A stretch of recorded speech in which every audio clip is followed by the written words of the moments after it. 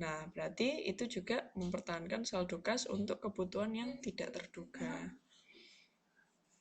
Kemudian yang ketiga, yang terakhir, untuk mungkin yang belum sempat disebutkan oleh teman-teman ya. Kebutuhan yang terakhir itu motifnya untuk spekulasi. Maksudnya itu apa? Untuk memperoleh keuntungan dari menginvestasikan kas. Kas bisa diinvestasikan, Bu? Bisa. Diinvestasikan dalam apa? Dalam sekuritas. Sekuritas contohnya apa? Saham. Itu adalah salah satu contoh sekuritas. Ya. Kenapa, Bu? Kok untuk spekulasi? Kalau misalnya uang kasnya itu cuma dipegang, masuk di lacinya kasir, maka uang kas itu kan akan tetap seperti itu. Sedangkan yang ketiga ini ada motif spekulasi untuk memperoleh keuntungan. Jadi uang kas yang ada di laci tadi dibawa ke bursa, dibelikan saham. Kalau ada kenaikan saham, untungnya maka itu bisa menjadi pemasukan untuk perusahaan. Ya, jadi untuk motif memiliki kas ini semuanya udah jelas ya? Udah jelas? Ada pertanyaan? Jelas, ya masih gampang lah ya sampai sini ya. Nah, kita lanjut ya. Model manajemen kas. Ya. Jadi manajemen kas, maksudnya manajemen kas itu apa? Dalam menyimpan uang kas itu ada dua cara. Yang pertama ada namanya model persediaan, yang kedua ada namanya model Miller Orr. Miller sama Orr ini nama orang, dua orang terus dia mikir bersama menemukan rumus itu ya.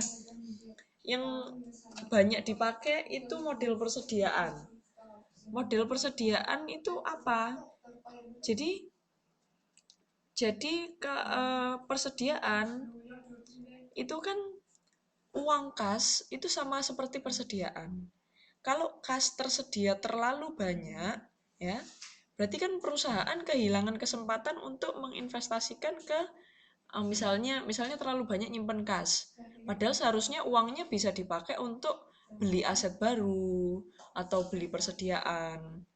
Nah, oleh karena itu untuk manajemen kas dia disamakan dengan persediaan. Nah, kenapa ini mungkin teman-teman bisa dibuka modulnya yang halaman 3.4 ya. Jadi kas ini sebenarnya sifatnya sama dengan persediaan karena dia sama-sama di aktiva lancar ya. Kalau di persediaan itu mungkin kalau teman-teman bisa lihat ya, sebentar saya mainkan pennya dulu. Ini kan ada dua unsur ya. Y itu kalau misalnya teman-teman pengen tahu Y itu total biaya persediaan ya. Di dalam total biaya ini ada dua unsur. Ini saya lingkari dulu.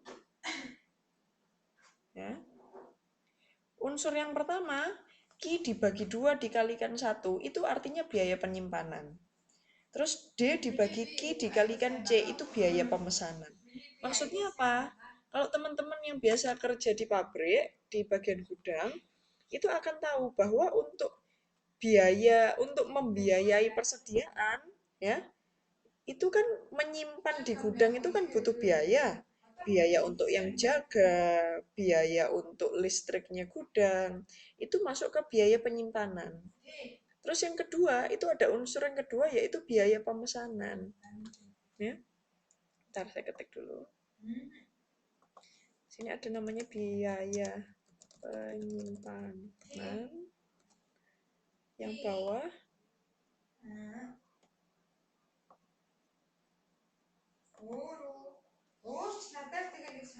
yang kedua ada biaya pemesanan. Ya.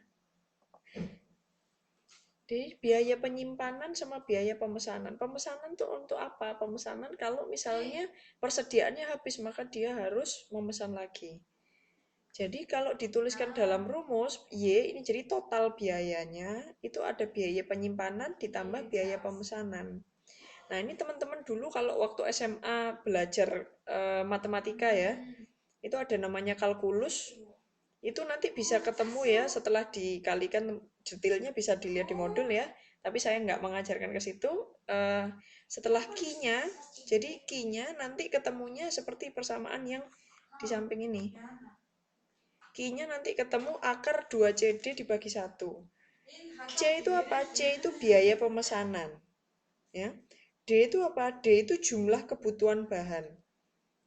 I itu apa? I itu biaya menyimpannya. Ya. Jadi Ki itu maksudnya EOQ atau Economic Quantity Order.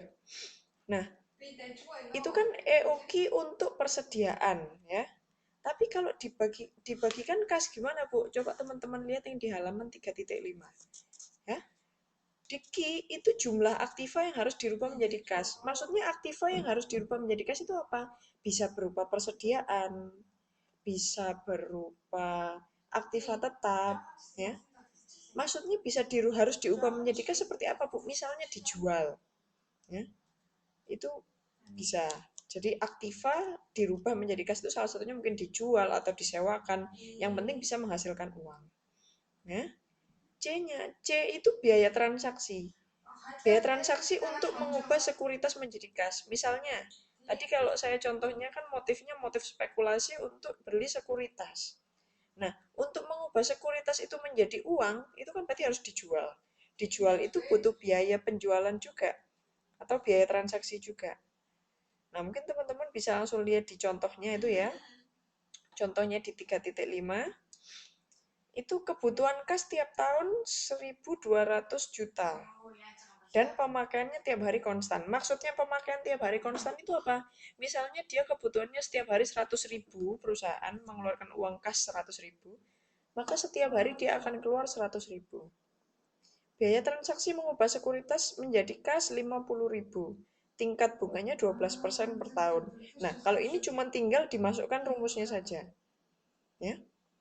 Jadi cuma tinggal dimasukkan rumusnya, C-nya itu biaya transaksinya yaitu 50.000, D-nya itu kebutuhannya. Butuh berapa? Butuh 1.200 juta. Maka tinggal dimasukkan. I itu tingkat bunga 12%, berarti kita masukkan 0,12. Jadi jumlah sekuritas yang harus diubah menjadi kas itu ada 31,6 juta. Ya. Jadi maksudnya apa? Berarti kalau misalnya perusahaan butuh kas, dia harus menjual sekuritas atau saham senilai 31 juta. Jadi untuk itu misalnya perusahaan sebenarnya sekuritasnya punya 50 juta, dia tidak perlu menjual semua. Dia cuma perlu menjual 31,623. Kenapa, Bu? Karena kalau menjualnya lebih dari itu menjadi tidak efektif. Tidak efektifnya kan banyak biaya yang hilang. Ya, jadi biaya yang paling efektif itu biaya dari Q-nya ini. Ya. Sampai sini paham atau masih ada yang bingung? Halo, semuanya masih ada di tempat kan ya? Semoga nggak bingung ya. Masih ada. Oh ya, semoga nggak terganggu sama suara-suara di belakang saya ya. Karena saya satu kamar dengan mahasiswa asing. Jadi mungkin kalau ada suara-suara yang tidak dikenal, mohon maaf sebelumnya ya. Nah, selanjutnya ini ada model Miller dan Orr. Model Miller dan Orr ini jarang dipakai ya. Jarang dipakai, jadi saya skip aja biar cepat latihannya.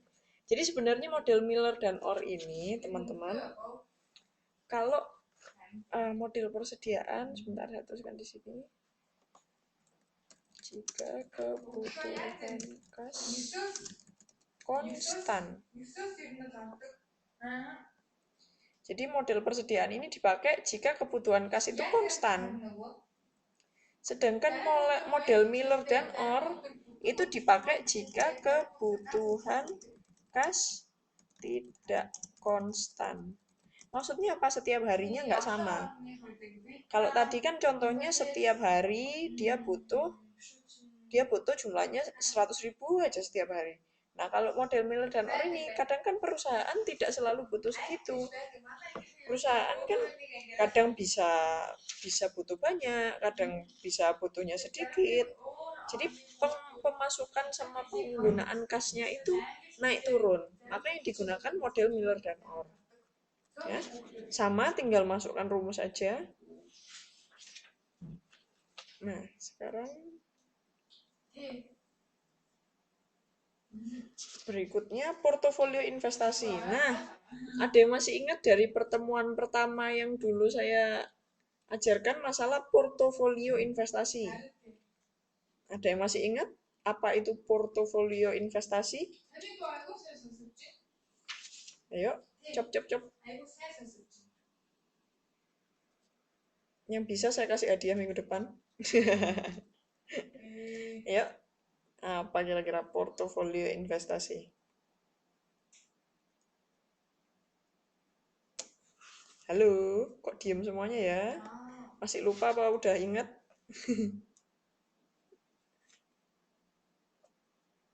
Gimana ya, udah lupa atau masih ingat? Yang dimaksud portofolio investasi ini apa ya? Saya kasih tanda tanya. Apa itu portofolio investasi? Pada lupa ya udahan ya?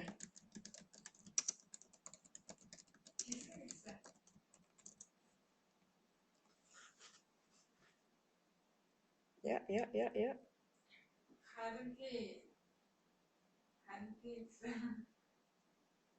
Sekumpulan investasi, benar Mbak Fevi.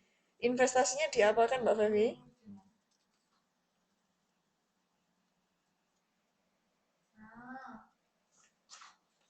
Sekumpulan investasi udah bener ya. Jadi sekumpulan itu kan berarti lebih dari satu investasi. Ini Pak Nano sepertinya udah mau jawab ini. Silakan Pak Nano.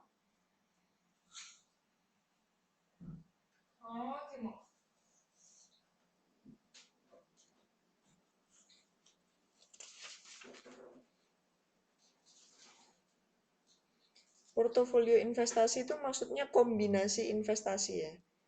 Jadi portofolio itu kan maksudnya lebih dari satu, kumpulan. Benar Mbak Vivi tadi ya, sekumpulan. Sekumpulan itu tidak sejenis. Jadi maksudnya portofolio investasi ini digambarkan untuk mengurangi resiko. Ya.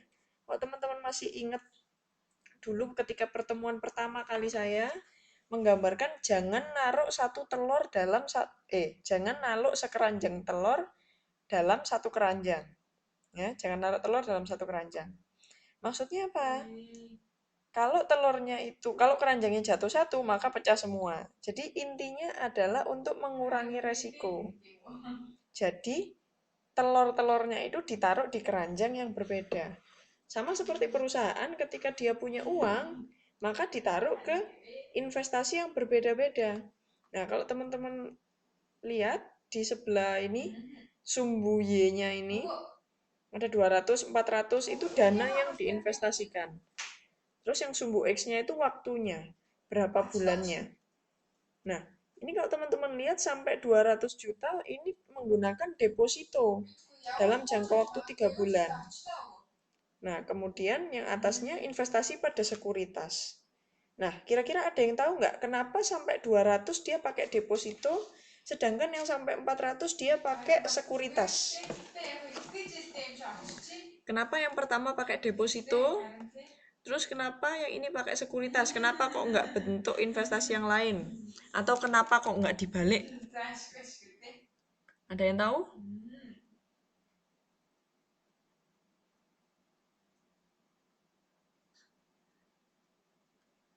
Ya, ada yang tahu?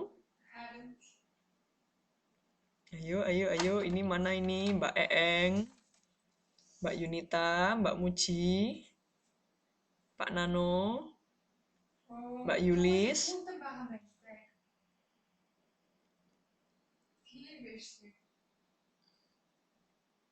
Ayo, kenapa kira-kira deposito?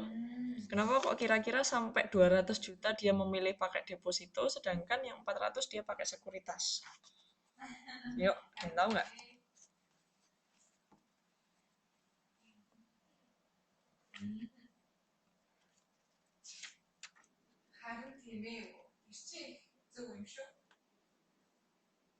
Kalau sekuritas mudah diuangkan, benar. Maksudnya mudah diubah menjadi kas. Ya, benar Mbak Suhartini. Terus kenapa pakai deposito sampai 200 juta?